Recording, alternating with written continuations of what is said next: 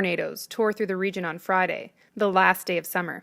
The first twister was massive, cutting a swath a half-kilometer wide, with winds between 240 and 250 kilometers an hour. The first twister touched down in Kinburn and tracked east-northeast, striking a direct hit on Dunrobin just before 5 p.m. Friday. My husband grabbed our other son, and it was just so scary. I thought we were going to die.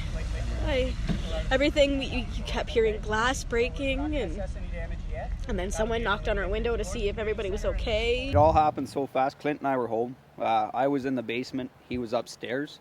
And then I noticed the neighbor's roof coming off and the rain hitting my window, so that's what brought me upstairs, in which I watched the tornado go right through the backyard, tearing things apart. The neighbor's roof coming off, the windows coming out of our house come out, doors, etc. In which case Clint and I took shelter in the back room. The storm then skipped across the Ottawa River and through Gatineau Park before causing more destruction in the Mont-Bleu region of Gatineau.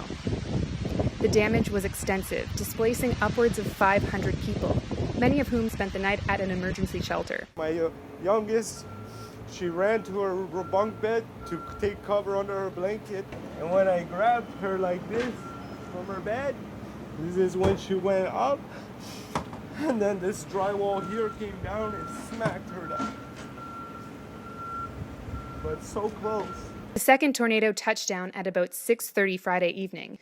Giant old white pines were toppled over, cars were flipped, and trees snapped off like twigs. What it looks like our neighbor's tree just got picked up right at the base, it snapped it off at the base, and it fell over, I don't know, I'm guessing, and picked up the RAV4 and just kind of shoved it up against the Gulf, and there's a basketball net in there somewhere. But right now, both cars are not useful. It's pretty devastating for the whole community. So to see it firsthand, the pictures don't do it justice. You come here and you see literally hundreds of trees just fallen by that tornado, and it tells you can't win against Mother Nature. All across the city, we have almost 150,000 customers without power as of 10 o'clock Saturday morning. Crews are working to restore the power, but there's a major problem. There's a transmission station in the Maryville area that's been completely crippled. And Hydro One owns that station. Hydro Ottawa is trying to help Hydro One get that station up and running. But as long as that station is done, the other Hydro Ottawa generating stations can't get power to relay to communities. We've got just a ton of people coming together, dropping off things. Here's some butter, here's some buns, here's some meat. We have grocery stores that haven't been able to open. They're saying, we've got this food, please use it. Again, we're so fortunate because to look at us, we're just like, oh, you must be having a festival or something like that.